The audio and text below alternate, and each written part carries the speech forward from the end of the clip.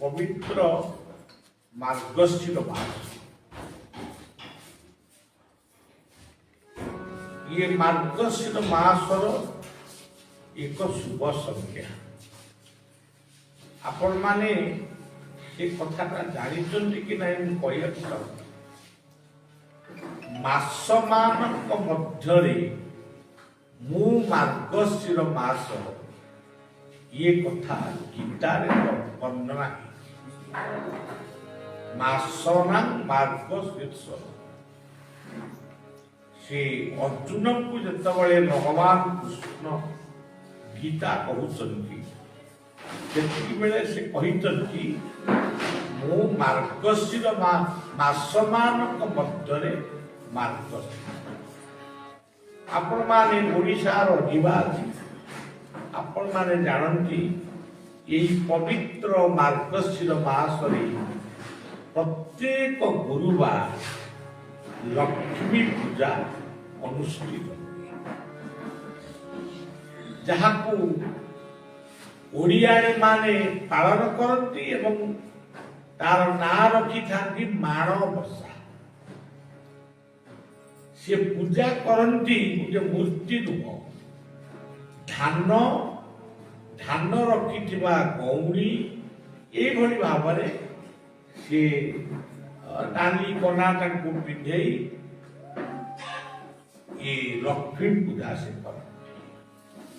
ये माणबसा गुरुवार रे ये जो लक्ष्मी पूजा अत्यंत सदाचार भाव माँ माने अत्यंत सदाचारिणी भाव लक्ष्मीकर पाद चिता पकई लक्ष्मी को आवाहन करती पूजा करती। तेणु आज पवित्र मार्गशीर मासर संध्या ए पूर्वर गला कार्तिक मास। कार्तिक मास टी आप जानी आमे माने विशेष भाव कार्तिक मास को धर्म मास रूप पालन कर। कार्तिकेश्वर पूजा अच्छी, गजलक्ष्मी पूजा अच्छी, दीपावली अच्छी, काली पूजा अच्छी, बालुकेश्वर पूजा अच्छी, राधा कृष्ण रास अच्छी, डंगा भसा आका माँ बई पूजा अच्छी, मंगल आरती गोटे कार्तिक मास आश्विन कुमार पूर्णिमा ठारू कार्तिक पूर्णिमा पर्यंत ये पवित्र कार्यक्रम ओडिशा रे आम हिंदू माने या पालन कर। बिहारी माने यही कार्तिक मास छठ पूजा कर सूर्य को आराधना कर।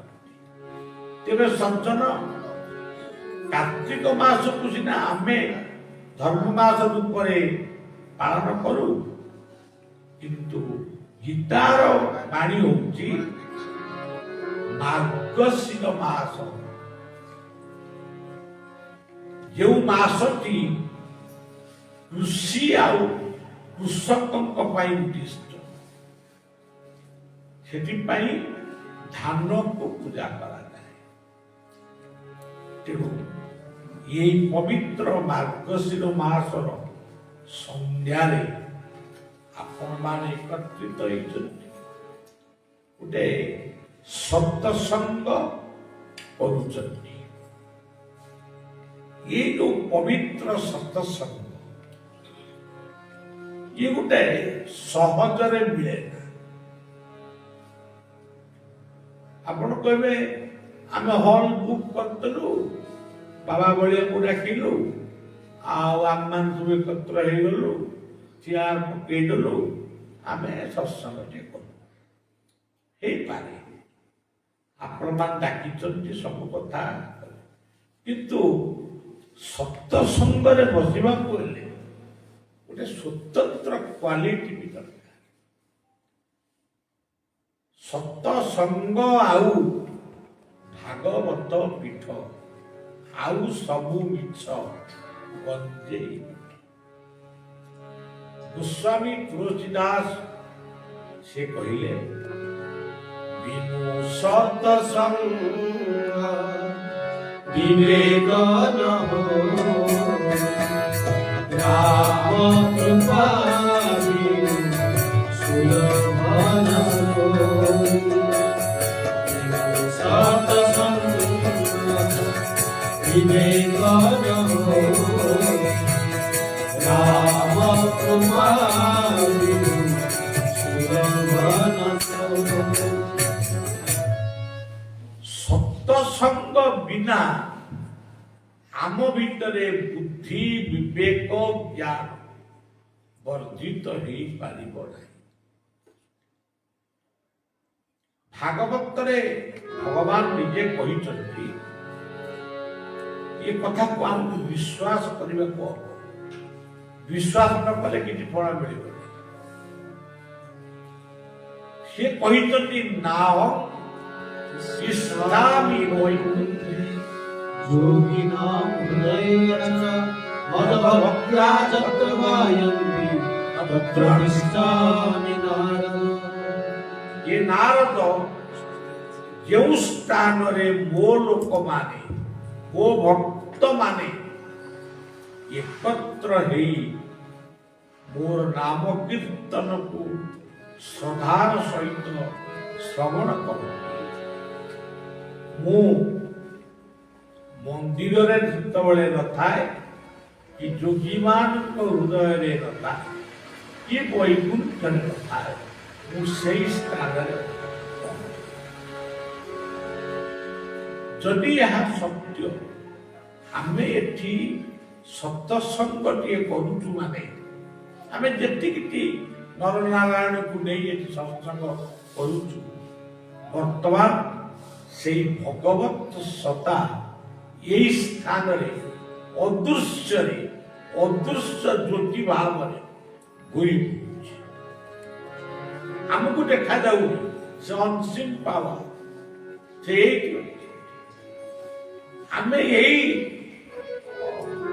रूम रे बसी सत्संग शुणिबा सहित निजर जदि किसी दुख थाए ଆପଣ ଏଇଠି ମନ ଭିତରେ ସେଇ ଅଦୃଶ୍ୟ ଶକ୍ତିକୁ ପ୍ରାର୍ଥନା କରନ୍ତୁ। ଆପଣ ମନ୍ଦିର ଯାଇକିରି ପ୍ରାର୍ଥନା କରିବେ, ସେ ଗୋଟେ ଅଲଗା କଥା। ଘରେ ବସିକିରି ପ୍ରାର୍ଥନା କରିବେ, ସେ ଆଉ ଗୋଟେ କଥା। କିନ୍ତୁ ସତ୍ସଙ୍ଗରେ ବସିଥିବା ବେଳେ ମନର ନିବେଦନକୁ ଭଗବାନ ତତ୍କ୍ଷଣାତ୍ ସେ ଶ୍ରବଣ କରନ୍ତି। ସେଥିପାଇଁ କୁହାଯାଇଛି ଯେ ମଦଭକ୍ତା ଯତ୍ର ଗାୟନ୍ତି ତତ୍ର ତିଷ୍ଠାମି ଗାହାର। ଗୋଟେ ଛୋଟ ଉପାଖ୍ୟାନ କହୁଛି। ଗୋଟିଏ ସବୁଠାରୁ ଆପଣମାନେ ମନେ ରଖିବେ ଯେ ଜନ୍ମ ଜନ୍ମାନ୍ତରର ସ୍ୱୀକୃତ ନଥିଲେ, ସଂସ୍କାର ନଥିଲେ, ଆପଣମାନଙ୍କର ପିତାମାତାଙ୍କର ସ୍ୱୀକୃତ ନଥିଲେ, ଆପଣମାନେ କେବେ ବି ସତ୍ସଙ୍ଗକୁ ଆସିବା ପାଇଁ ମନ ବଳେଇ ନଥାନ୍ତି। ଆପଣ ଆସିଛନ୍ତି ମାନେ ଆପଣଙ୍କର ସ୍ୱୀକୃତ ଆଉ ସଂସ୍କାର ଏଠିକି ଆପଣମାନଙ୍କୁ ଟାଣିବେ। ତେଣୁ ଆପଣମାନେ ଆଜି ଯୋଉ ସତ୍ସଙ୍ଗ କରୁଛନ୍ତି, ଏତିକି ମନେ ରଖନ୍ତୁ, ଆପଣମାନେ ସବୁ ଚାକିରି ବାକିରି କରିଥିବେ, ବ୍ୟବସାୟ କରିଥିବେ, କିଏ ଲକ୍ଷ ଟଙ୍କା ଦରମା ପାଉଛି, କିଏ କଣ କେତେ ଦରମା କିଏ ପାଉଛନ୍ତି। କିନ୍ତୁ ମନେ ରଖନ୍ତୁ, ଆପଣ ଘର କରିଛନ୍ତି, ଗାଡ଼ି କରିଛନ୍ତି, କିନ୍ତୁ ଏ ସଂସାରରୁ ଯେତେବେଳେ ଆମେ ଯିବା, ଦିଟା ଜିନିଷ ସବୁବେଳେ ସତ୍ୟ। ଜାତସ୍ୟ ଦୁର୍ବନ୍ଧନ ଦୁର୍ବନ୍ଧନ, ଜନ୍ମ ସତ୍ୟ ଏବଂ ମୃତ୍ୟୁ ସତ୍ୟ। ଆମେ ଜନ୍ମ ହେଲୁ, ଏହା ସତ୍ୟ। ଇଏ ଗୋଟିଏ ଦିନ, ଦିନେ ମରିବୁ, ଇଏ ଆଉ ଗୋଟେ। ମଝିରେ କେତେ ଦିନ ରହିବୁ। ତେଣୁ ବଢିଆ ଗୋଟେ ଗୀତରେ ଲେଖିଛି, ଏ ଘରେ ମାନବ ଦୁନିଆ,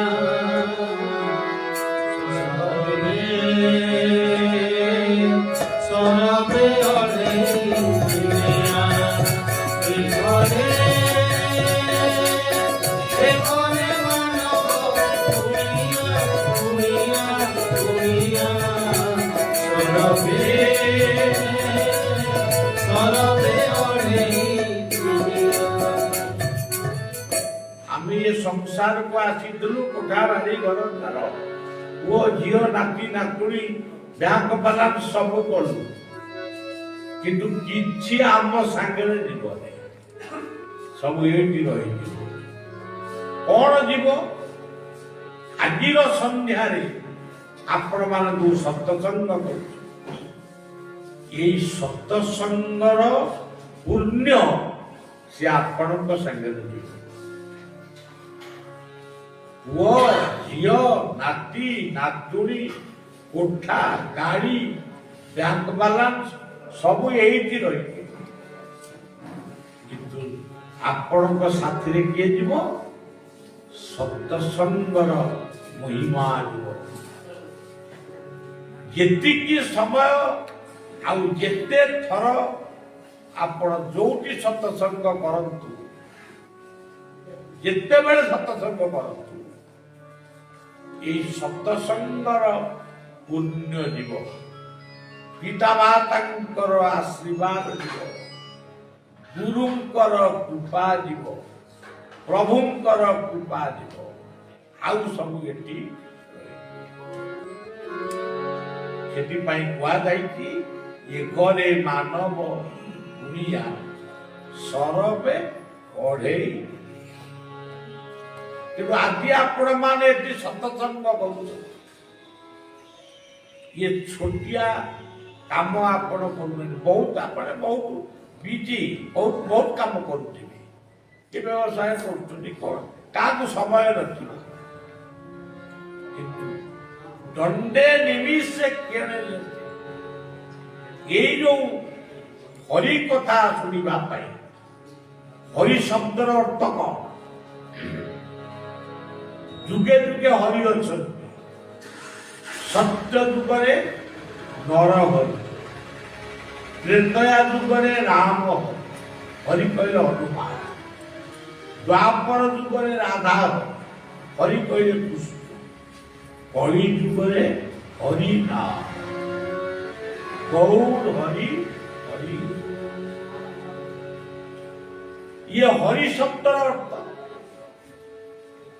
ये पाप को हरण करे, ताप को हरण करे, सी होउचंती हरि। एटी आपण लिखिचंती हरि कथा। तेणु से हरि कथा दी पद शुणिबा पई आपण माने आकिचंती। हरि नाम शुणिले, हरि कथा शुणिले, ये गुटाक आपण भीतर गोटे पुण्य संचार। सज्जन जो उपाख्यान कहूली, विश्वामित्र वशिष्ठ दुई जन ऋषि भीतर गोटे प्रतियोगिता आरंभ। सी कहले मु बड़, ये कहले वशिष्ठ जी बड़ नुहे, जी बड़ सी केतबेले निजुकु कहना मु गोटे भारी बड़। अनेक लोक दुनिया रे समाज रे अछंती, सेमाने निजुकु बड़ बोली सब बेले प्रतिष्ठा करने चाहते। आउ किछि लोक अछंती नीरवरे श्रृंखलित भावरे कार्य करती, से निजुकु बड़ बोली प्रचार करती, लोके ताकु बड़ बोली। विश्वामित्रंकर स्वभाव थिला जे मु होउची बड़, मु श्रेष्ठ साधक। वशिष्ठ प्रकृतर बड़, सी नीरव। तेरे ये उभय भितर बड़ किए? ये कथाटा गोटे उपाख्यान। ये कथाटा को प्रतिष्ठा करने दुई जन जाक अनंत नागक पाखे पहुंचे। अनंत पाखे तो पहुंचे क्षीराब्दी साई अनंत। अनंत कहले तेरे दुई जन जाक कौच, दुई जन जाक भीतर किए बड़ मु कहबी। ये पृथ्वीर भार जुग जुग धरी मु बहन कर, तम भीतर किए बहन कर 10 मिनिट कि 5 मिनिट से आपे आपे बड़ हम, मु कहीं बड़ कर। विश्वामित्र गले मु बहन करी, मु बहुत साधन भजन करी, जाग यज्ञ करी, मु बहन करी।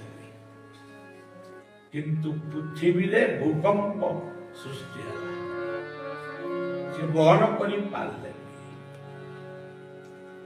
वशिष्ठ को अनंत आदेश कले तुम्हें बहन कर।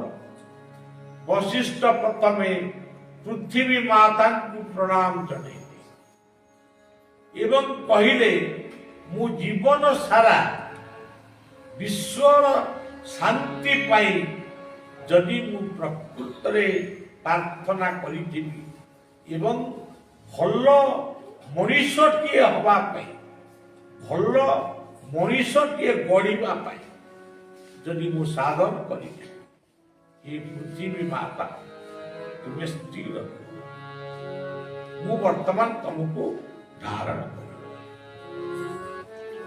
वशिष्ठकर यही कथारे पृथ्वी स्थिर, विश्वामित्र लज्जित।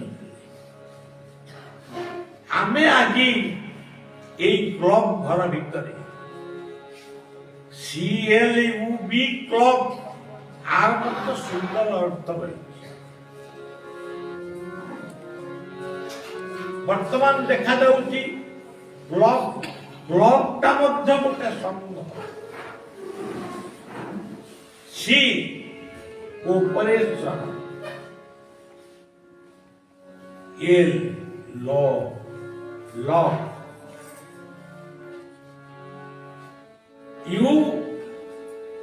यूनिटी एकता, बिहेवियर। ये चारोटी जिनिस जो मानक पाखरे अच्छी जेउठी अच्छी से गोटा कहूँ क्लब। जमती कह जाए आमे बैकुंठ को जीवु, बैकुंठ कौटी देखिच ना? बैकुंठ पुरे जो माने अच्छी से तुम पाक मोबाइल फोन रे फोन करी कहिसथि आमे वर्तमान बैकुंठ रे अछु। केमति किछि संवाद पाइछ? बैकुंठ को जीवा पे को गाड़ी मोटर प्लेन ए सब अछि? आ खाली बैकुंठ बैकुंठ कोन होछ? बैकुंठ किए जोटी कुंठा नहीं, उर्पणता नहीं, जोटी संदेह नहीं, परस्पर परस्पर को भल पाउछ से होती बैकुंठ। से आम ओडिया कवि लिखिले बैकुंठ समान अटे से ही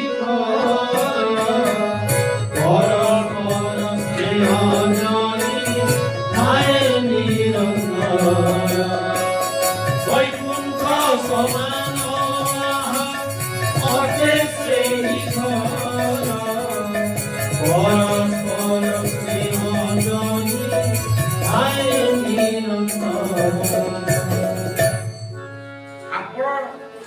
ଆପଣଙ୍କ ଘରେ ଆପଣ ଗୋଟେ ଠାକୁରଙ୍କ ଫଟୋ ରଖିଥିବେ। ସେ ଫଟୋ ମାନଙ୍କୁ ଆପଣ ମାନେ ଫୁଲ ଚନ୍ଦନ ଧୂପ ଦୀପ ନୈବେଦ୍ୟ ଦେଇ ପ୍ରାର୍ଥନା କରୁଥିବେ। ଅନେକ ଜାଗାରେ ଶୃଙ୍ଖଳିତ ଭାବରେ ପୂଜା ହଉଛି, କୋଉଠି ହଉଛି। ଆପଣ ଭାବୁଥିବେ ମୁଁ ପ୍ରକୃତରେ ଠାକୁରଙ୍କ ପୂଜା କରୁଛି, ମାନେ ମୁଁ ଗୋଟେ ବଡ ଭକ୍ତ। ପ୍ରକୃତରେ ସେଠି ଭଗବାନ କୋଉଠି ଅଛନ୍ତି? ଲଭ୍ ଇଜ୍ ଗଡ୍। ଯେଉଁଠି ସ୍ନେହ ନାହିଁ, ମମତା ନାହିଁ, ଯେଉଁ ପରିବାରରେ ସ୍ୱାମୀ ସ୍ତ୍ରୀ ଭିତରେ ମାନେ ବିବାଦ, पिता पुत्र भितर विवाद, भाई भौणी भितर विवाद, भाई भाई भितर विवाद। महाशय जगन्नाथ कथा कहते रविन्द्र बाबू, आप जगन्नाथ मूर्ति को मन भर को आणतु, से देखु से कौन भाई भौणी पवित्र संबंध। जो परिवार रे पिता माता पुत्र कन्या समस्ते गोटाए प्रकार एक एक प्रकार। कोटी बापा कांदुची कि औषध पाई, आपण माने ये समाज को लक्ष्य कले जानिबे।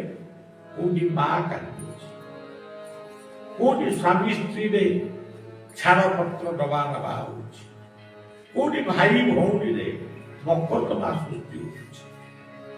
तले बैकुंठ केमिति आपण नेबे? सेही होछि प्रकृत बैकुंठ।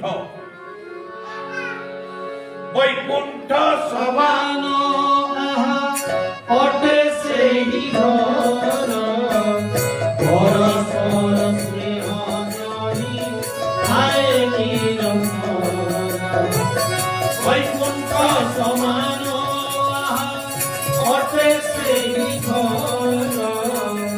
ପରସ୍ପର ସ୍ନେହ ଜଣି ଥାଏ ନିରନ୍ତର। ଗୋଟେ କଥା ମା ମାନେ ମୋର ବସିଛନ୍ତି ଦୁନିଆରେ ପ୍ରକୃତରେ ଭଲ ପାଇବା ଠାରୁ ଆଉ କୋଉ କଥାଟା ବଡ ଆପଣ ମାନେ ମନ ଭିତରେ ଚିନ୍ତା କରିବେ। ଲୁଗା ପଟାକୁ ତୁ ସାଇତି ରଖିଲେ ଦିନେ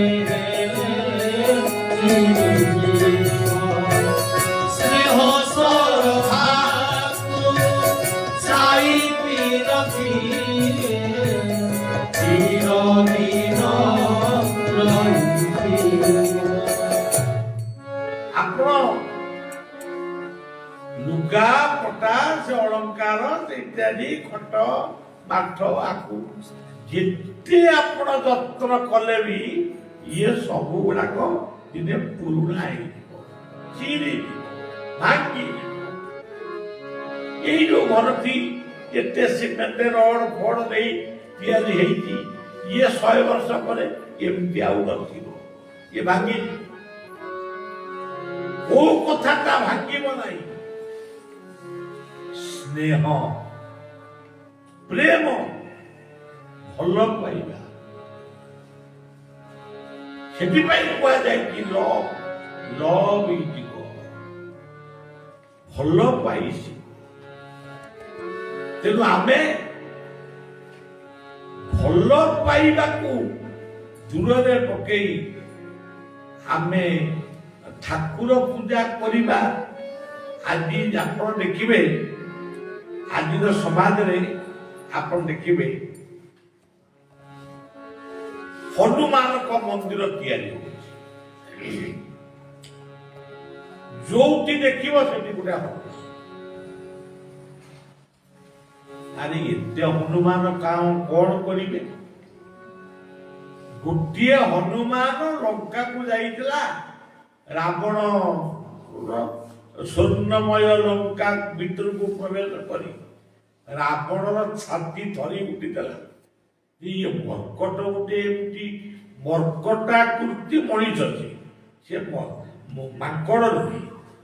ହନୁମାନ ହଉଛନ୍ତି ଶିବ ଶକ୍ତି, ରୁଦ୍ର ଶକ୍ତି। ତାଙ୍କ ରୂପଟା ମର୍କଟାକୃତି, ବାନରାକୃତି, କିନ୍ତୁ ସେ ବାନର ନୁହଁ, ସେ ସେଇ ମଣିଷ। ସେତେବେଳେ ସେମିତିଆ ମଣିଷ ଥିଲେ। ଆଚ୍ଛା, ସିଏ ରାବଣର ଲଙ୍କା କଟକକୁ ଏମିତି ମନ୍ଥନ କରିଦେଲେ ରାବଣର ଛାତି ଥରି ଉଠିଲା। ଇଏ ତ ଏହା କଲାଣି, ଯିଏ ଆକୁ ପଠେଇଛି ସିଏ କଣ ନ ହେଇଥିବେ। ମନୋଜବଂ ଜିତେନ୍ଦ୍ରିୟଂ ବୁଦ୍ଧିମତାଂ వరిష్టం వాతాత్మజం నరదూతముఖం శ్రీరామదూతం శరణం ప్రపద్యే శ్రీరామదూతం శరణం ప్రపద్యే శ్రీరామదూతం శరణం ప్రపద్యే శ్రీరామదూతం శరణం ప్రపద్యే శ్రీరామదూతం శరణం ప్రపద్యే। ଜଣେ ହନୁମାନ ଏତେ ବଡ କାମ କରିକି ରହିଲା।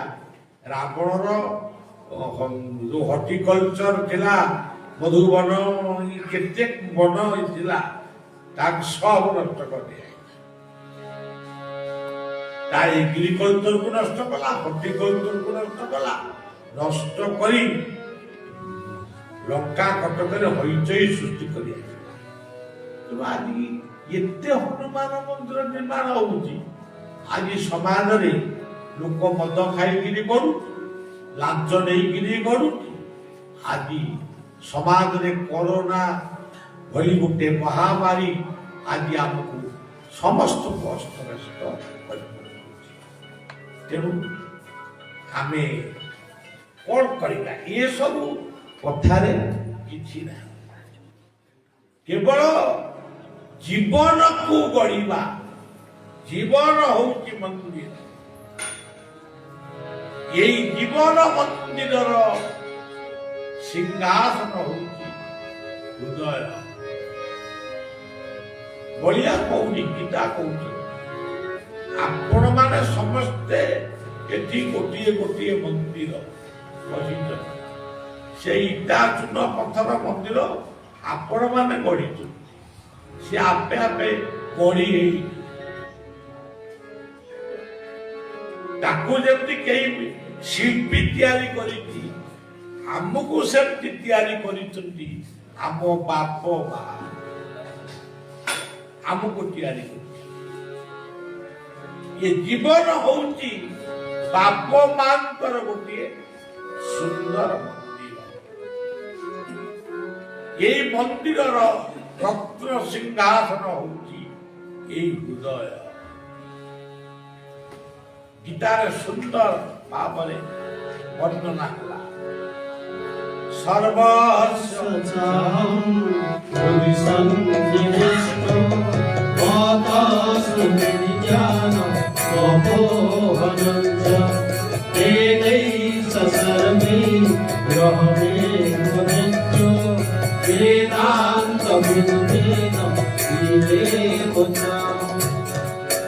हे अर्जुन, ମୁଁ କୋଉଠି ଅଛି? ତୁ ଭାବୁଛୁ ମନ୍ଦିରରେ ଅଛି? ମନ୍ଦିରରେ ଅଛି।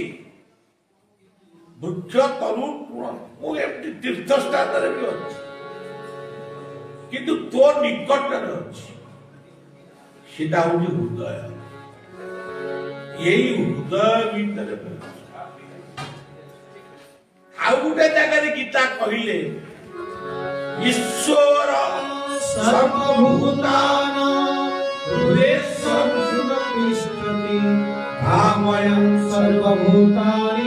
ଯନ୍ତ୍ରରୁଢ଼ାନି ମାୟୟା।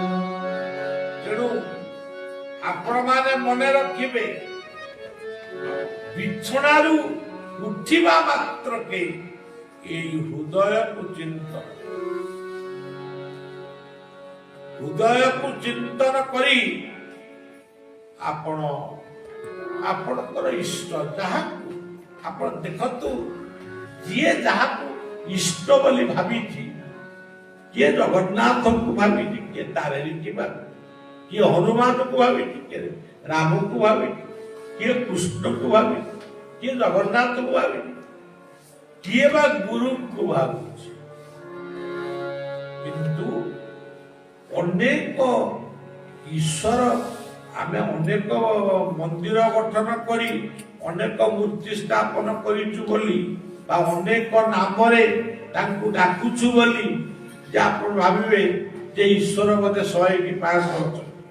ଈଶ୍ୱର ମାତ୍ର ଜଣେ, God is one। ଦୁଇ ନାହିଁ,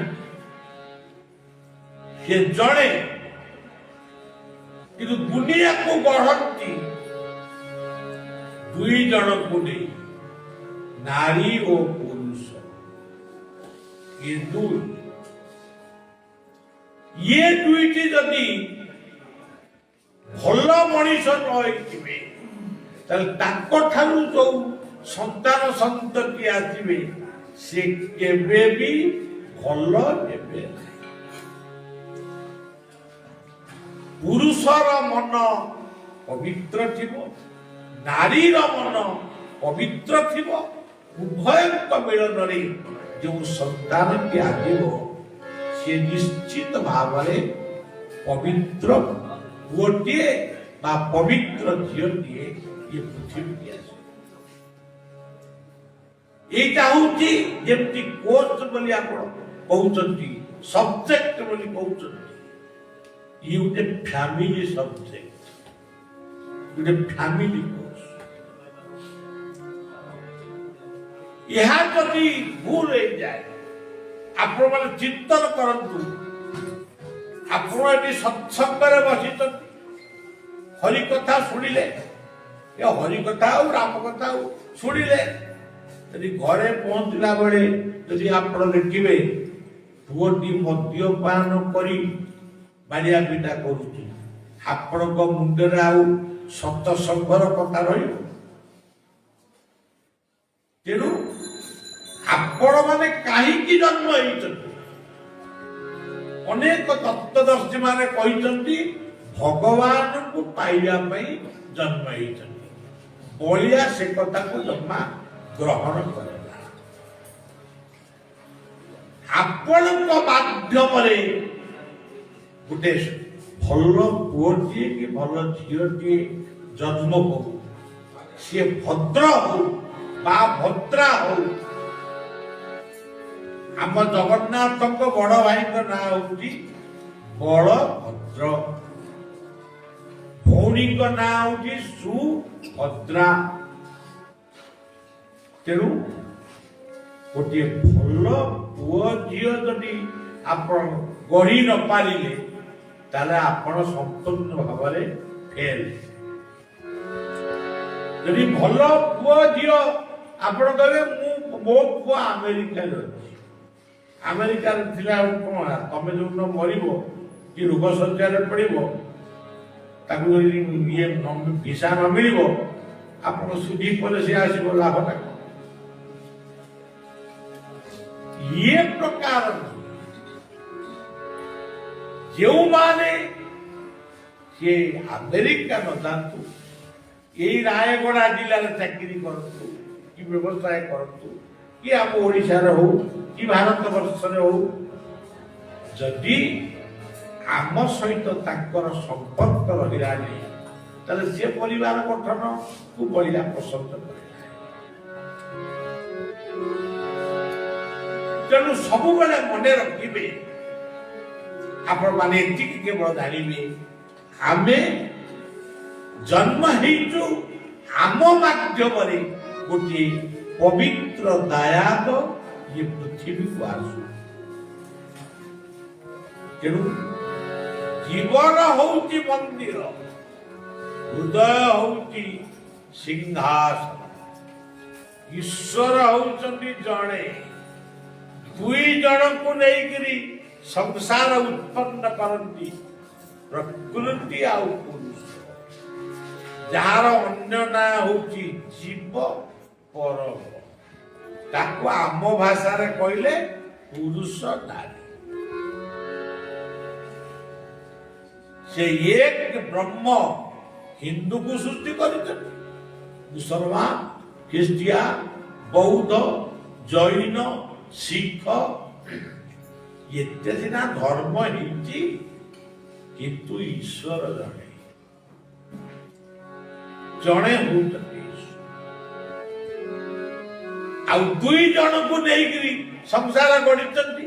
ହିନ୍ଦୁଙ୍କର ସେଇଆ, ମୁସଲମାନଙ୍କର ସେଇଆ, ଖ୍ରୀଷ୍ଟିଆନଙ୍କର ସେଇଆ, ସମସ୍ତଙ୍କର ସେଇଆ, ପ୍ରକୃତି ପୁରୁଷ। କିନ୍ତୁ ଦୁଇ ଜଣକୁ ନେଇକି ସଂସାର ଗଢିଲେ, ତିନୋଟି ଗୁଣକୁ ନେଇ ଇଏ ସମାଜ ସବୁ ଯାକ ଲୀଳା ରାୟଗଡାରେ ଚାଲିଛି, ଭୁବନେଶ୍ୱରରେ ଚାଲିଛି, ଦିଲ୍ଲୀରେ ଚାଲିଛି, ଆମେରିକାରେ ଚାଲିଛି, ଜାପାନରେ ଚାଲିଛି, ଚୀନରେ ଚାଲିଛି, ପାକିସ୍ତାନ, ଯୋଉ ସବୁଠି ତିନୋଟି ଗୁଣକୁ ନେଇ ଇଏ ସଂସାର। ସେ ତିନୋଟି ଗୁଣ କିଏ? ଆମର ଓଡ଼ିଆ ଭାଗବତରେ ଗୋଟେ ତ୍ରିଗୁଣ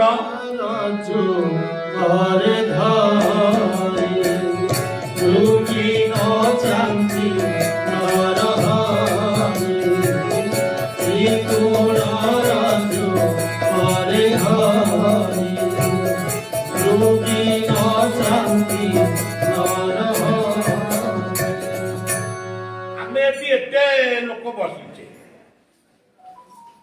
ମତେ ଆପଣ ପଚାରିବେ ଆମେ ଏଠି କେତେ ଜଣ ବହିଛୁ? ତେଣୁ ମୁଁ କହିବି 100 ଜଣ ବହିଛୁ। ପ୍ରକୃତରେ ଆମେ 3 ଜଣ ବହିଛୁ। ଇଏ ହଲରେ ଆମେ 3 ଜଣ ବହିଛୁ। ଆମର ଏସେମ୍ବଲି ଚାଲିଛି ବର୍ତ୍ତମାନ, ପାର୍ଲାମେଣ୍ଟ ବି ଚାଲିଛି, ଶୀତକାଳୀନ ଅଧିବେଶନ ହଉଛି। ଆପଣ ଦେଖିବେ ତିନୋଟି ଲୋକଙ୍କୁ ନେଇକିରି ମାନେ ସେଠି ଏସେମ୍ବଲି ଚାଲିଛି, ପାର୍ଲାମେଣ୍ଟ ଚାଲିଛି, ଆମର ଏଠି ସତ୍ସଙ୍ଗ ବି ଚାଲିଛି। ସେ ତିନୋଟି ଗୁଣ କଣ? ଦେବ। ବର୍ତ୍ତମାନ ଆପଣ ମାନେ ବଳିବା ପାଇଁ ସମସ୍ତେ ଦେବତା, କାରଣ ଆପଣ ଏକ ଲୟରେ ଆପଣଙ୍କ ମନକୁ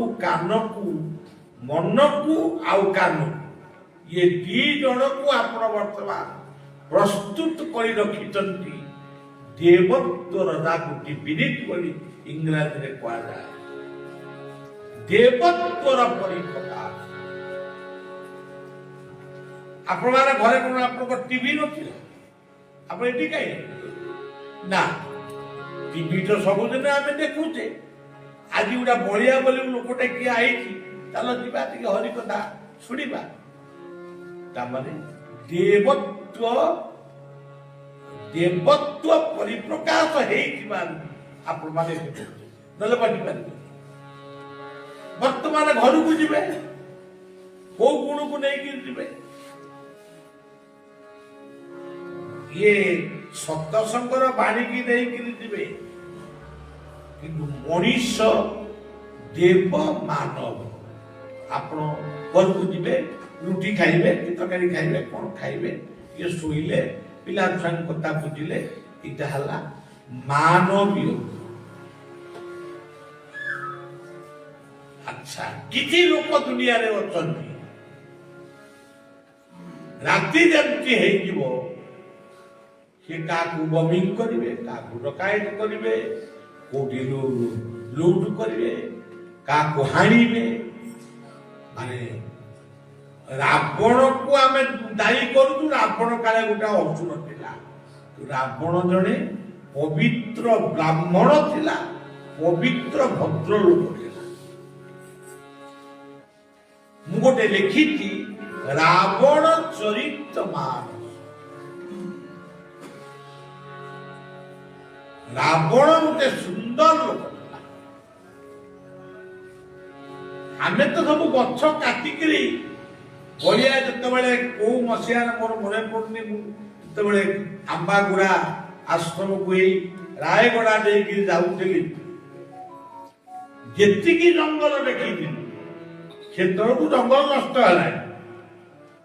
ଆଜି ସେ ଜଙ୍ଗଲ ନାହିଁ, କୁଆଡେ ଗଲା? ତାକୁ କିଏ ନଷ୍ଟ କଲା?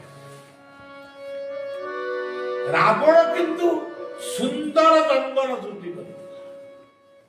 ଅଶୋକ କାନନ, ଯୋଉ କାନନ ଭିତରେ ବସିଲେ ଦୁଃଖ ରହିବ ନାହିଁ, ସୀତାଙ୍କୁ ସେଇ ଜାଗାରେ ରଖାଯାଇଥିଲା।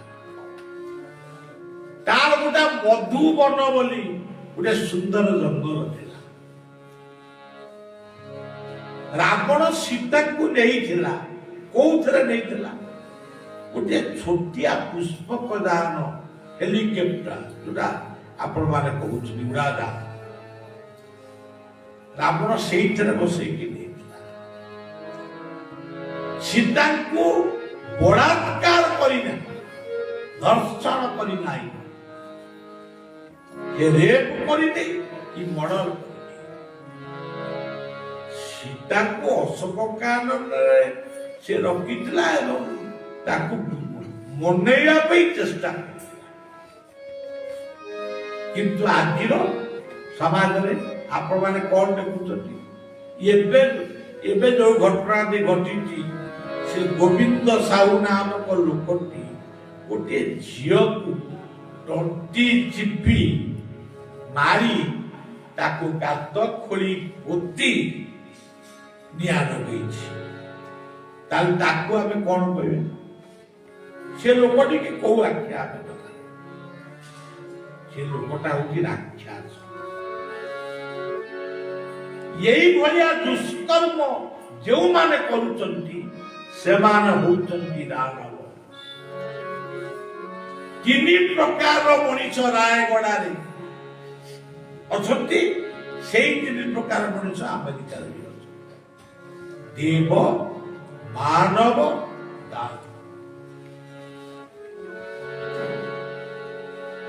ତେଣୁ ସଜ୍ଜନ ଏଠି ଗୋଟେ ଛୋଟିଆ ଉପନିଷଦର ଗପଟିଏ ଅଛି, ତାକୁ କହିବା କହିଲେ ଭଲ ଲାଗିବ। ଗପଟିଏ ଶୁଣିଲେ ଭଲ ଲାଗିବ। ମୁଁ ଗପ କହିବାକୁ ଆସିବି, ମୁଁ ଆସିଛି ଆପଣମାନଙ୍କୁ ଯେତିକି ଘଣ୍ଟାଟାଏ କହିବି ଜୀବନ ଦର୍ଶନର କଥା କହିବି। ଯେତେବେଳେ ସୃଷ୍ଟି ପ୍ରାରମ୍ଭ ହେଲା, ଦେବତା, ମାନବ ଆଉ ଦାନବ ଇଏ ତିନି ଜଣ ଯାକ ପ୍ରଭୁଙ୍କୁ କହିଲେ, ପ୍ରଭୁ ଆମକୁ ତ ଜନ୍ମ ଦେଲ, ଆମେ ଉଦ୍ଧାର କେମିତି ହବୁ? ଭଗବାନ ଚିନ୍ତନ କଲେ, କଣ କହିବା? ଆକୁ ଯଦି ଗୋଟେ, ତାକୁ ଯଦି ଗୋଟେ, ତାକୁ ଯଦି ଗୋଟେ କହିବି, ତାହେଲେ ତିନି ଜଣ ମଧ୍ୟରେ ଝଗଡା ସୃଷ୍ଟି ହେଇଯିବ। ଇଏ ଗୋଟିଏ ଅକ୍ଷର କହିବେ, ସେ ଅକ୍ଷରଟି ହଉଛି ଦ। ଦେବତା ମାନେ କହିଲେ ପ୍ରଭୁ ଆମକୁ କଣ ଦେବେ? ଦ। ମାନବ କହିଲେ ପ୍ରଭୁ ଆମକୁ ଦ। ଦାନବ ମାନେ କହିଲେ ଆମକୁ ନା ଦ।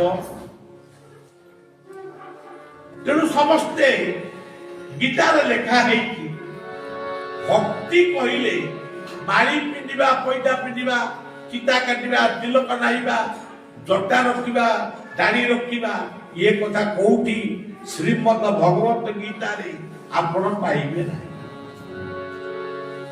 ଆପଣ ଯଦି ଗୀତାର ଭକ୍ତି ଯୋଗ ପଢିବେ, ଆମେ ଭକ୍ତି ବୋଲି ଯାହାକୁ ଭାବୁଛୁ, ଘଣ୍ଟି ବଜେଇବୁ, ଘଣ୍ଟ ବଜେଇବୁ, ଆଜି ଏସେମ୍ବଲିରେ ଘଣ୍ଟ ବଜା ହେଇଛି। ଏସେମ୍ବଲିରେ ଆପଣ ମାନେ ବୁଦ୍ଧିଜୀବୀ ବଜିଛନ୍ତି, ଏସେମ୍ବଲିରେ ଘଣ୍ଟ ବଜା ହଉଛି। କଥାରେ ଆଉ କେହି କାହାକୁ ପାରୁନାହାନ୍ତି, ଘଣ୍ଟ ଘଣ୍ଟ ବଜେଇକିରି ସେଠି ଗୋଟେ ଡ୍ରାମା ସୃଷ୍ଟି କରୁଛି। ତେଣୁ ସଜ୍ଜନ, ମୁଁ କୋଉ ଦଳର ଲୋକ ନୁହେଁ, ମୁଁ ନିରପେକ୍ଷ। ତେବେ ଗୀତାର ଭକ୍ତି ଯୋଗରେ କୁହାଯାଏ, ଅନପକ୍ଷ ସୁଚିର୍ଦକ୍ଷ ଉଦାସୀନ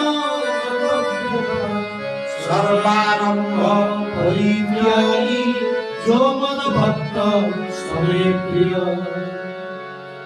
নিরপেক্ষতা নীতি অবলম্বন କରିବା ଭକ୍ତି। ସେଠି ଚିତା ଚନ୍ଦନ ମାଳିବା ଆବଶ୍ୟକ ଥାଇପାରେ ନଥାଇପାରେ। ତେଣୁ ନିରପେକ୍ଷ। ଏଠି ବର୍ତ୍ତମାନ ଭଗବାନ ତିନି ଜଣକୁ ଗୋଟିଏ ଅକ୍ଷର ଦେଲେ ଦ। ଦେବତା ମାନେ ଗଲେ ଦ କଣ? ଦୟା। ଆମେ ଦୟା କରି ଦେବତା। ଆଜି ଦୟା ଅଛି? ଆଜି ଗୋଟେ ଫୋନ ଆସିଲା, ତାର ମାର ଶୁଦ୍ଧ ଘର, ଗୁରୁବାର ଦିନ ଶୁଦ୍ଧ ଘର କହିଲା। କିଛି ଲୋକ କହିଲେ ଯେ ଯଦି ଆମକୁ ଆମିଷ ନଦବ ଆମେ ଖାଇବାକୁ ଯିବୁନି। ଇଏ ଶୁଣୁ କହିଲା କାଲି ବାରରେ ଦବା, ଆଜି ଗୁରୁବାର, ମାର୍ଗଶୀର ମାସ ଗୁରୁବାର ଗୋଟେ ଆମିଷ କେମିତି କରିବା?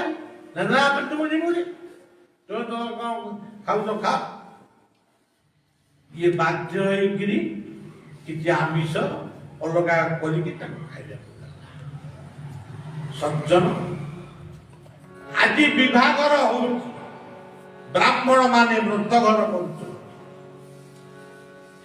ଆମିଷ ନହେଲେ ବିବାହ ଭୋଜି ହେଇପାରିବ। ଆମେ ରାଜସ୍ଥାନ ଯାଇଛୁ, ଦିଲ୍ଲୀରେ ମଧ୍ୟ, ଗୁଜୁରାଟରେ, ଅନେକ ସ୍ଥାନରେ ଆମେ ଦେଖିଛୁ ସେଠି ମାଛ ମାଂସ କିଛି ହଏନି। ତାଙ୍କର ପୁଣି ଭୋଜି ହଉଛି କି ନାହିଁ? ବର କନ୍ୟା ବେଦିରେ ବସିବେ, ମାନେ 250 କି 500 ଘିଅ ପଡିବେ, ଏତିକି ହେଲା ପୁଣ୍ୟ।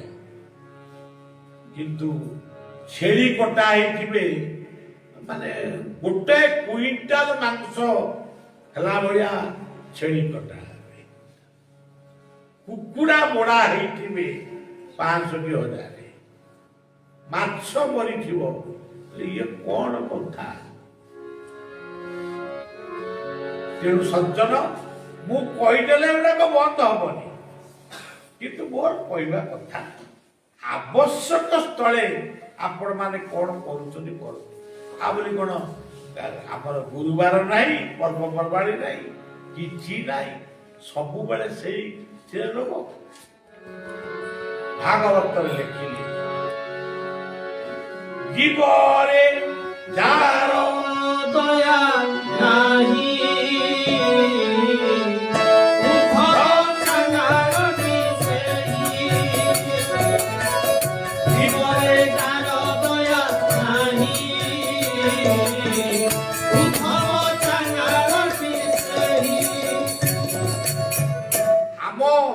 ଧର୍ମର ସ୍ୱାମୀ ବିବେକାନନ୍ଦ କହିଲେ, ଜୀବ ସେବା করে যেউ জন সেই জন সেবিতে সর্বিতি জীব। তেণু সেবা হি ভগবান। ଆମେ ତ ସେବା କଣ ଆଉ କହିବୁ। ତେଣୁ ଆଜି ଆପଣ ଦେଖିବେ ଯେ ସେବା ଆଜି ବିପନ୍ନ ହେଇଛି। ସେବା ନାମରେ ଆଜି ଦୁର୍ନୀତି ଆମକୁ ମାଡ଼ି ବସିଲାଣି। ଯୋଉଠି ଟେକାଟିଏ ପକେଇବେ ସେଠି ଗୋଟିଏ ବ୍ୟବସାୟ କ୍ଷେତ୍ରରେ ଦୁର୍ନୀତି, ରାଜନୀତି କ୍ଷେତ୍ରରେ ଦୁର୍ନୀତି, ସବୁଠି ତ ଦୁର୍ନୀତି। ଆଉ ଆମ ସାଧୁ ସନ୍ଥ ମାନେ ଯୋଉମାନେ, ମୁଁ ତ ସାଧୁ ଫାଧୁ କିଛି ନୁହେଁ, ମୁଁ ଆପଣମାନଙ୍କର ସେବକ, ଯେ ଯୋଉମାନେ ସାଧୁ ସନ୍ଥ ତାଙ୍କ ଭିତରେ ବି ଦୁର୍ନୀତି। ତେଣୁ ସଜ୍ଜନ, ଲୋକଙ୍କୁ ଭେଳିକି ଦେଖାଇ ଲୋକଙ୍କୁ ଆକର୍ଷିତ କରିବା, ଇଏ ହଉଛି ଦୁର୍ନୀତି। ଆଉ ତେଣୁ ସଜ୍ଜନ, ଆମେ ଦେବତା ସେତିକି ବେଳେ ହବା। ବର୍ତ୍ତମାନ ଆପଣ ମାନେ ସମସ୍ତେ ମୋ ପାଇଁ ଜଣେ ଜଣେ ଦେବତା। ଆପଣ ଘରକୁ ଯିବେ, ଘର କାମ କରିବେ, ଅଫିସ କାମ କରିବେ, ବିଲବାଡ଼ି କାମ କରିବେ ବା ବ୍ୟବସାୟ କରିବେ, ଆପଣ ମାନବ ହେଇଗଲେ। ଯଦି ଦୁର୍ନୀତି କଲେ, ସେ ଚାକିରି କ୍ଷେତ୍ରରେ ହଉ, ବ୍ୟବସାୟ କ୍ଷେତ୍ରରେ ହଉ, ରାଜନୀତି କ୍ଷେତ୍ରରେ ହଉ, ଆପଣ ମାନେ ହିଁ ମୁଁ ହଏ। ମୁଁ କାହିଁ ଆପଣ ମାନଙ୍କୁ ଖାଲି କହିବି ମୁଁ ବି ନିଜେ। ଆମେ ଯଦି ବାଟ ହୁଡ଼ି ଅବାଟରେ ଯିବା, ଆପଣ ମତେ ଡାକୁଛନ୍ତି ବାବା ଭଳିଆ, ମୁଁ ଯଦି ବାବା ଭଳିଆ ନୁହେଁ, ତାହେଲେ ମତେ କାହିଁ ଆପଣ ବାବା ବୋଲି କହିବେ। ଏଇଥରକ କହିଲେ ବାବା ବୋଲି, ଯେତେବେଳେ ଶୁଣିବେ ଇଏ ବାବା ଭଳିଆ ଏଇଆ, ଆଉ ଥରେ ରାୟଗଡ଼ା ଆଇଲେ କଣ ଆପଣ ବାବା ଭଳିଆ ନାଁ ଶୁଣିଲେ ଆଉ ଇଏ ହଲୁକୁ ଆସିବେ। ଏଇ ରାୟଗଡ଼ାରେ କୋଉ ମସିହା ମୋର ମନେ ରହେନି, ଗଣତନ୍ତ୍ର କାର୍ଯ୍ୟକ୍ରମ ଏ ବାବୁ କୋଅର୍ଡିନେଟର ଥିଲେ, ଆମେ କରିଥିଲୁ, ବହୁ ଲୋକ ଆସିଥିଲେ। ମୁଁ ସର୍କିଟ ହାଉସରେ ଥିଲି। ଜଣେ ନକ୍ସଲ ସମର୍ଥକ ବ୍ୟକ୍ତି ମତେ ସକାଳୁ ଦେଖା କରିଥିଲେ। ସେ ପରିଚୟ ଦେଇଥିଲେ ଏବଂ ମୋର କଥାରେ ସେମାନେ ମାନେ ମୋଟାମୋଟି ସନ୍ତୁଷ୍ଟ ବୋଲି ସେ କହିଲେ। ସେ କଥାଟା ମାଲକାନଗିରି ପର୍ଯ୍ୟନ୍ତ ଗଲା। ବାବା ବଳିଆଙ୍କୁ ଆମ ତରଫରୁ ତାଙ୍କୁ ପ୍ରୋଟେକ୍ସନ ଦିଆଯାଉ। ତେଣୁ ସେ ଯାହା ହଉ, ସେ କଥା ଛାଡ଼। ଏଇଠି ମଧ୍ୟ ଆମର ମନେ ପକାଉଛନ୍ତି କିଛି ଲୋକ। ଆଜି ଗୋଟିଏ ଝିଅଟିଏ ଆଇଥିଲା, ସିଏ ତା ପିଲା ଦିନେ ଯୋଉଠି ପାଠ ପଢୁଥିଲା ମୁଁ ସେ ସ୍କୁଲ କନ୍ୟା ଗୁରୁକୁଳକୁ ଯାଇଥିଲି ଟଣ୍ଡର। ସେ ଆଜି ରାୟଗଡ଼ାର ବୋହୂ ବସିଛି କି କଣ କରି ଯାଇକି କହିପାରିବିନି, ଆସିଛି ରାୟଗଡ଼ା।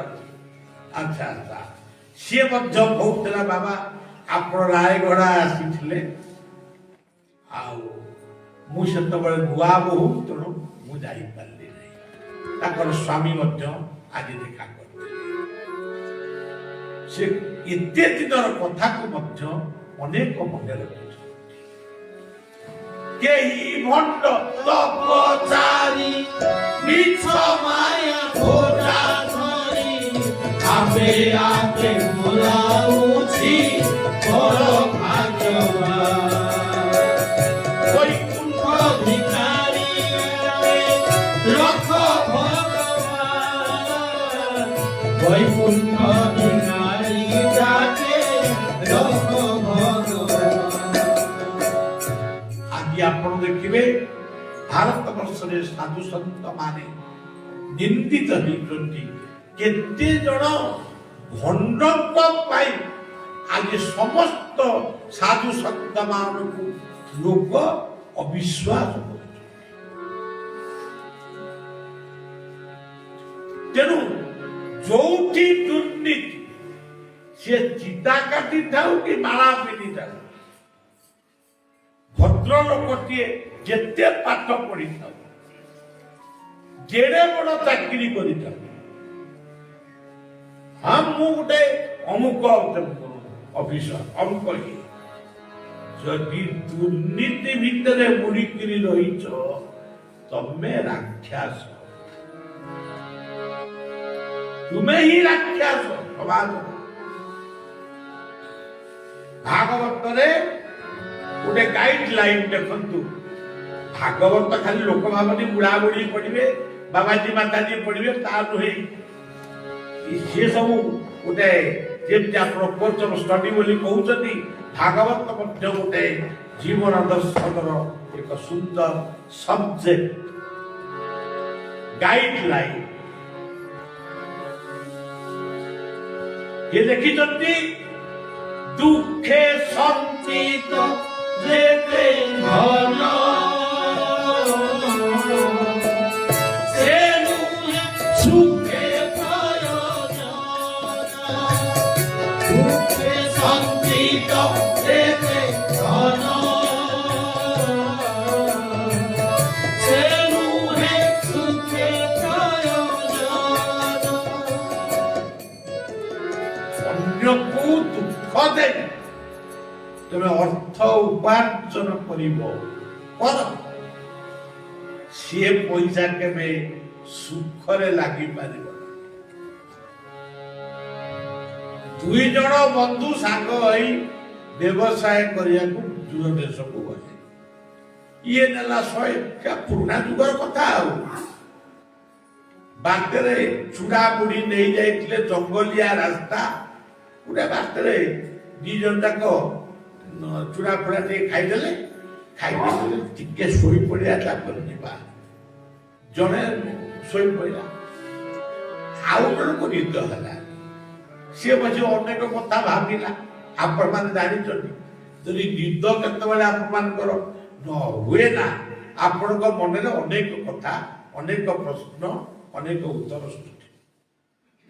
ଇଏ ଲୋକଟି କହିଲା, ସିଏ ଯେତିକି ଟଙ୍କା ଆଣିଛି ମୁଁ ସେତିକି ଟଙ୍କା ଆଣିଛି, ଇଏ ଲୋକଟିକି ଯଦି ମାରିଦେବି, ଏ ସାଙ୍ଗଟାକୁ, ତା ଟଙ୍କା ମୋର ଟଙ୍କା ମିଶାଇ ମୁଁ ଗୋଟେ ଭଲ ବ୍ୟବସାୟ ହେଇଯିବି, ତା ଘରକୁ ଗୋଟେ ଖବର ଦେଇଦେବି, ତାକୁ ବାଘ ଖାଇଗଲା, ଗଲା ଆଉ, ତାକୁ ମାରିଦେଲା, ତା ଟଙ୍କାକୁ ନେଇଗଲା,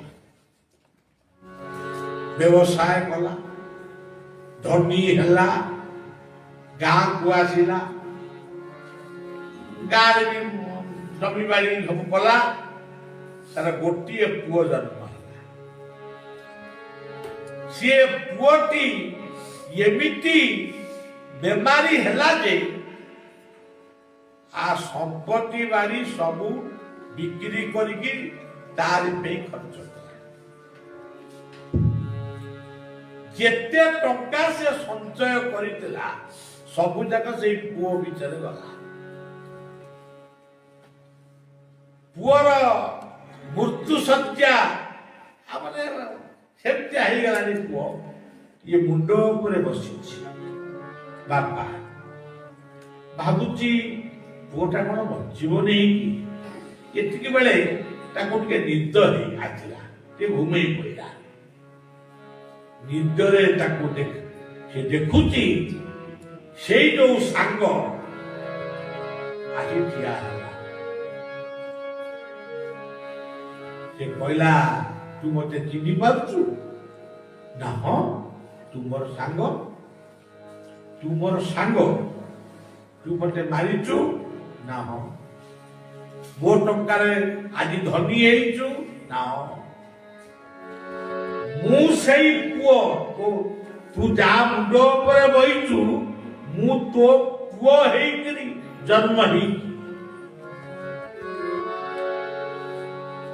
ଏବଂ ତୋର ସମସ୍ତ ସମ୍ପତ୍ତି ବାଡ଼ି ଆଜି ବିକ୍ରି ହେଇଯାଇଛି, ବ୍ୟାଙ୍କ ବାଲାନ୍ସ ସରିଯାଇଛି, ଆଉ ବିସ୍କୁଟ ପାକିଟିଏ ଅଛି ବାକି। କାଲି ସକାଳୁ ଯେ ବିସ୍କୁଟଟା ଖାଇଦେବା ପରେ ମୋ ଋଣ ସୁଝିହେଇଯିବ, ମୁଁ ମୋର ଉଦ୍ଧାର ପାଇବି। ମୁସ୍କୁଲି କଥା, ନିଦ ଭାଙ୍ଗିଗଲା। ସ୍ୱପ୍ନରେ ଏମିତି ଦେଖନ୍ତି, ଆଉ ସ୍ୱପ୍ନ ଗୁଡା କ'ଣ ସତ୍ୟ ହୁଏ ନା କ'ଣ? ଏମିତି ଭାବିକିରି ସେ ଭାବୁଛି, ଏମିତି ଭାବି ପୁଅ ରାତି ପାଇଗଲା। ପୁଅ କହିଲା, ବାପା ମତେ ଭାରି ଭୋକ କଲାଣି, ଆଉ କ'ଣ ଖାଇବୁ? ନା, ମୁଁ ଆଜି ବିସ୍କୁଟ ଖାଇବି, ଆଉ କିଛି। ଯୋଉ ବିସ୍କୁଟ ପାକେଟ ରଖିଥିଲା ତାକୁ ଛଡେଇକି ଖୁଆଇଦେଲା। ସ୍ୱପ୍ନ କଥା ଭାବୁଛି, ଏଇଆ ତ ସ୍ୱପ୍ନରେ ଦେଖିଥିଲି, ସତ କି? এটা ସତ ହେଲା କି? ବିସ୍କୁଟ ପିତା ତଣ୍ଟିରେ ଲାଗିଲା, ଏମିତି ଲାଗିଲା ସେଇଟା ତେଣୁ ଦୁଃଖେ সঞ্চিত যেতে ধন সে নুহে সুখে প্রয়োজন। দুঃখে সঞ্চিত যেতে ধন সে নুহে সুখে প্রয়োজন। ধন্য ଆମେ ଅର୍ଜନ କରିବାନି, ଧନ ଅର୍ଜନ କରିବା। ধন অর্জনে ধর্ম করি ধর্মে প্রাপত নরহরি। ধন অর্জনে ব্রত করি ধর্মে প্রাপত নরহরি। ଆଜି ଏଠି ଆପଣମାନଙ୍କୁ ହରି କଥା ଶୁଣେଇବା ପାଇଁ ଏଠି ଯୋଉ ଖର୍ଚ୍ଚଟି ହଉଛି, ଇଏ ହଉଛି ପ୍ରକୃତ ଧନଟା ସଦୁପଯୋଗ। ଗୋଟେ ସ୍କୁଲ ହେଲା, ଆପଣ କିଛି ଦାନ କଲେ। ଗୋଟେ ଡାକ୍ତରଖାନା ଆପଣ କଲେ, ସେଥିପାଇଁ ଆପଣ କିଛି ଦାନ କଲେ। ଗୋଟିଏ ଅତିଥି ଭବନ ତୈରି କଲେ, ଧର୍ମଶାଳା। ଆପଣ ଦେଖିବେ ଆଗେ ସବୁ ଲୋକମାନେ ପୁରୀରେ ଅନେକ ଧର୍ମଶାଳା, ପୁରୁଣା ଧର୍ମଶାଳା ଏମିତି ଅଛି। ଏଇଭଳିଆ କାର୍ଯ୍ୟ ଯଦି ଆପଣ କଲେ, ତାହେଲେ ଧନର ସଦୁପଯୋଗ। ଆଉ ଆପଣଙ୍କ ପାଖରେ ଟଙ୍କା ହେଇଗଲା ବୋଲି ଆପଣ ମଦ୍ୟ, ଚରସ, ବାଉସୁଦା ବା ଏମିତି ମଦ୍ୟ ଖାଇ, ଚିକେନ ମଟନ ଖାଇ ଖାଲି ଫିଷ୍ଟ କରି ଆକୁ ମାର ତାକୁ ହାଣ। ଆଜିର ପିଲାମାନେ ଏଇ ବ୍ୟବସ୍ଥା ଭିତରକୁ ଯାଉଛନ୍ତି। ଏଠି ଧନ ଅସଦୁପଯୋଗ।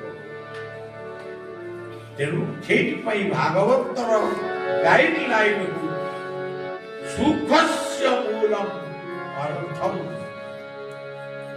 ସୁଖ ଯଦି ପାଇବ ଅର୍ଥ ଉପାର୍ଜନ କର।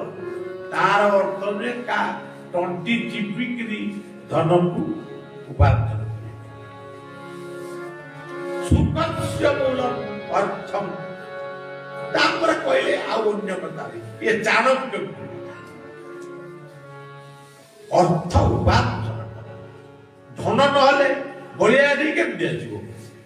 ଯଦି ବଳିଆର ଧନ ଦରକାର ନାହିଁ ତାହେଲେ ବଳିଆ ଗାଡିରେ ଚଢି ପୁଣି ଏତେ ବାଟ ଆଇଲା କେମିତି? ମୋର ଅର୍ଥ ବି ଆବଶ୍ୟକ ଅଛି। ଆଉ ଅର୍ଥର ଆବଶ୍ୟକ ଅଛି ବୋଲି ମୁଁ କହିବି ନାଇଁ, ମୁଁ ମତେ ଯଦି ତମେ ଯେମିତି ଆଜିକାଲି ପ୍ରବକ୍ତା ମାନେ କହୁଛନ୍ତି ଆମେ ଏତିକି 1000 ଟଙ୍କା ନବୁ, 5000 ନବୁ, 10,000 ନବୁ। ଆଉ ମୁଁ ଏଠି କହିବି ମତେ 1,00,000 ଟଙ୍କା ଦେଲେ ମୁଁ ଯାଇକିରି ରାୟଗଡ଼ାରେ କଥା କହିବି। ଏଇ ହେଲା ଭୁଲ, ଏଇ ହଉଛି ଦୁର୍ନୀତି।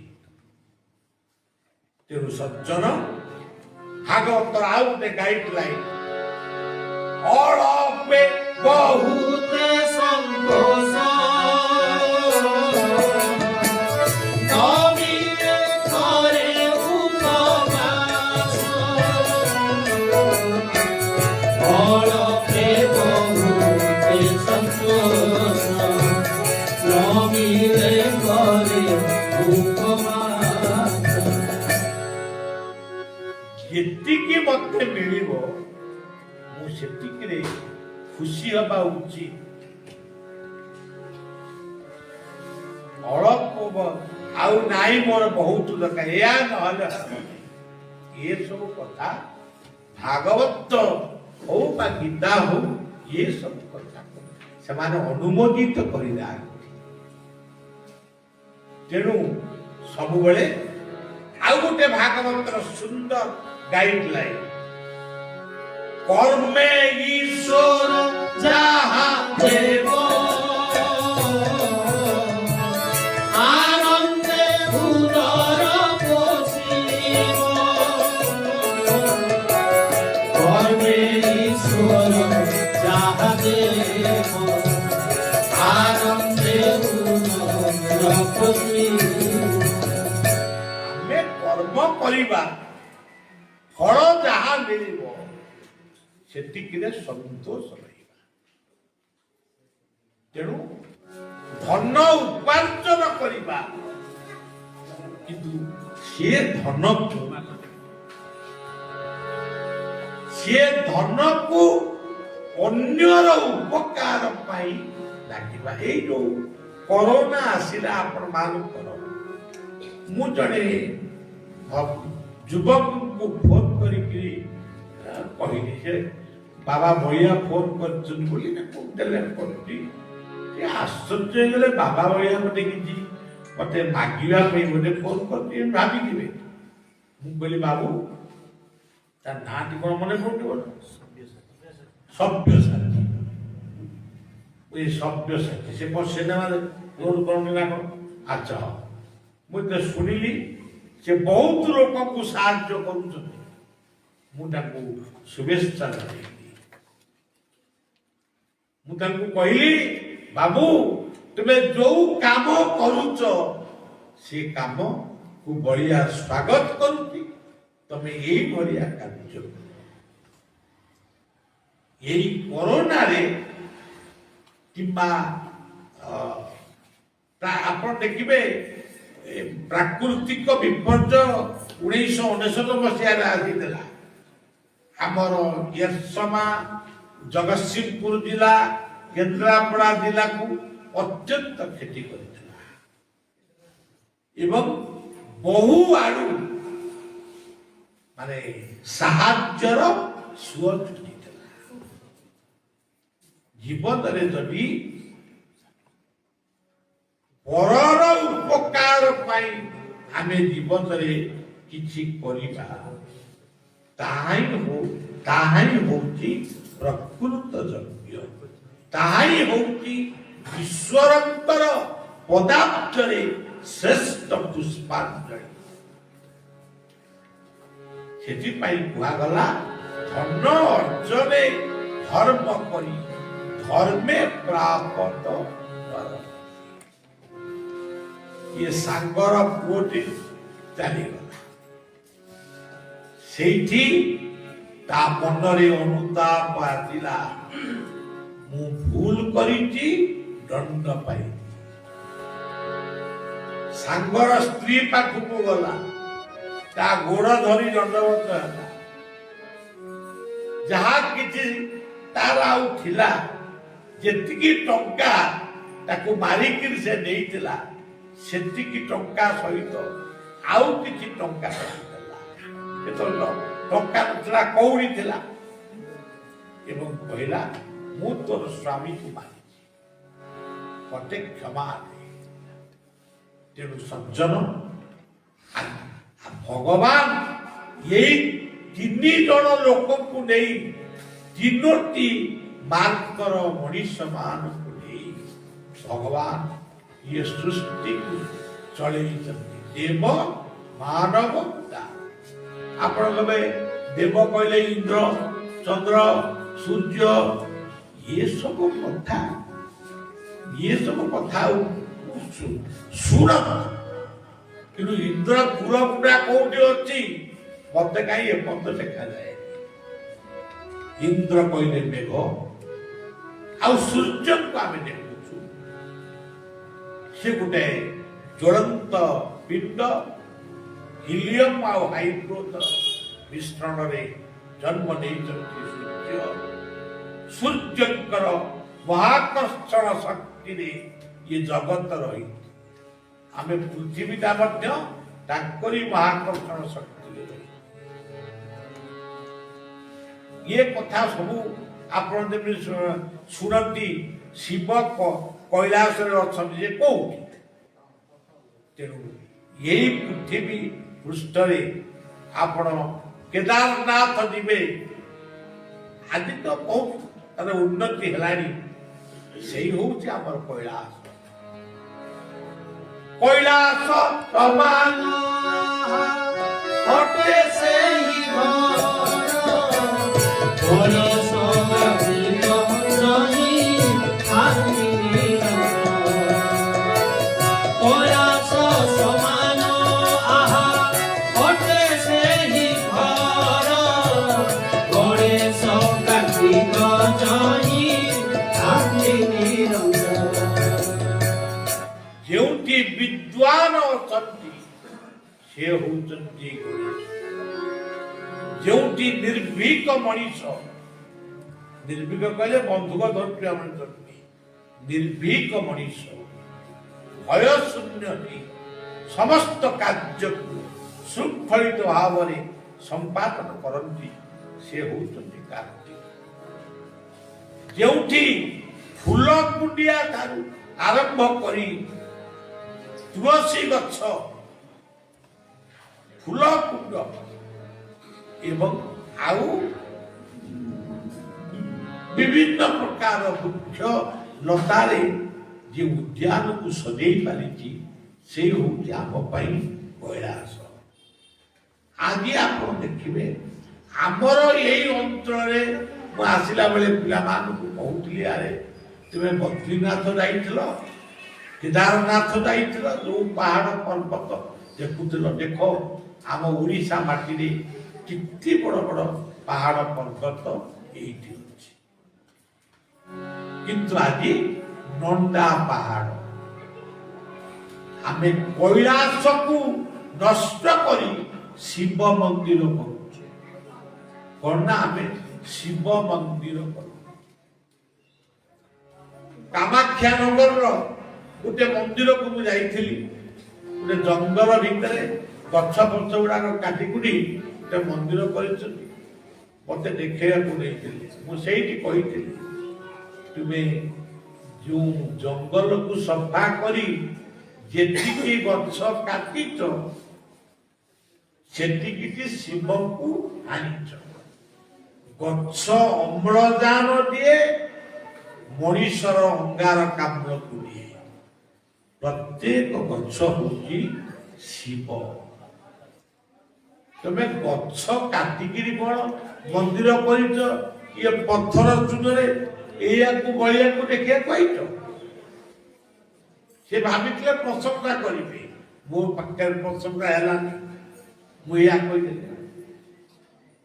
ଗଛ ଏଇ ରାୟଗଡ଼ା ମାଟିରେ ସ୍ଲୋଗାନ ଏଇ ଭଳିଆ ଆମେ ବହୁତ ଲୋକ ଆସିଥିଲୁ। 4-5 ଖଣ୍ଡ ଗାଡି ଆସିଥିଲା। ବନାରସର ପଣ୍ଡିତ ମାନେ ଥିଲେ, ଏଇ ଓଡ଼ିଶାର ପରିବେଶବିତ ମାନେ ଥିଲେ। ସିଏ ରାଲିର ନାମ ଥିଲା ଗଣତନ୍ତ୍ର ପରିବେଶ, ଗଣତନ୍ତ୍ର ଓ ପରିବେଶ ସଚେତନ ଯାତ୍ରା। ଏଇଠି ଆମେ ସ୍ଲୋଗାନ ଦେଇଥିଲୁ, ଗଛ ଗଛ ଗଛ ଆଉ ସବୁ।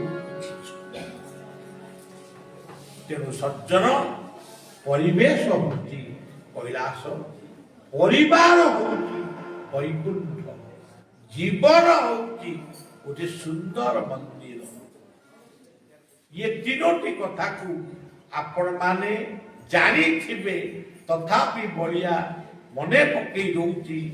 ଆମ ପ୍ରତିଟି ଜୀବନ ହଉଛି ମନ୍ଦିର, ହୃଦୟ ହଉଛି ସେଇ ମନ୍ଦିରର ସିଂହାସନ।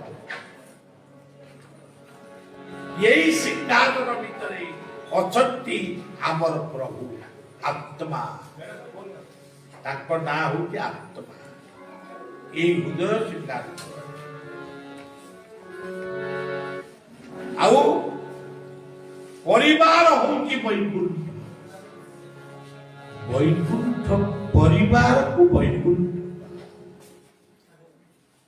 ପରିବେଶ ହଉଛି କୈଳାସ। କାମ ସରିଲା, ଆମର ଆଉ କିଛି ଦରକାର। ଏ ହଉଛି ଗୀତାର କଥା। ତେଣୁ ଗୀତାରେ ଏଇ କଥା ଅର୍ଜୁନଙ୍କୁ ଭଲ ଭାବରେ କୃଷ୍ଣ ବୁଝେଇଛନ୍ତି। ଗୋଟେ ଜାଗାରେ ସେ କହିଲେ, ଇଏ ମା ମାନେ ସବୁ ଓଷା ବ୍ରତ କରୁଛନ୍ତି, କିନ୍ତୁ ଗୀତା ସେସବୁ କଥାକୁ ବିଶ୍ୱାସ କରେ। ଗୀତା କୁହନ୍ତି, ଉପାସନା କର, ଉପାସ ଆଦୌ ରହିବ, ଖାଲି ପେଟରେ ରହିବ, ଭୋକ ପେଟରେ ରହିବ। ତେଣୁ ଇଏ ସହରର ବାବୁମାନେ ନିଜ ନିଜ କୋଉଠି ଯିବେ, ତାକୁ ଘରକୁ ଖାଆ ପିଅ କରିବେ, ବିଶ୍ରାମ ନେବେ। ଗାଁ ଗହଳିର ସଭା ସମିତି ସ୍ୱତନ୍ତ୍ର। ମୁଁ ତ ପ୍ରବଚନ ଦେବା ପାଇଁ ଆସିନଥିଲି। ମୁଁ ଯୋଉଠି ରହୁଛି ସେଇଠି ଭକ୍ତମାନେ ଆସନ୍ତି, ସନ୍ଧ୍ୟାବେଳେ ପ୍ରାର୍ଥନା କରନ୍ତି, ପୁରୀ ଚାରିପଦ କ'ଣ ଗୋଟେ ଯାହା ଆସେ କହିଦିଏ, ମୋ ସତ୍ସଙ୍ଗ ସରିଲା। ପ୍ରବଚନ କରିବା ପାଇଁ ସେ ସମୟ ଆସିନେଇ।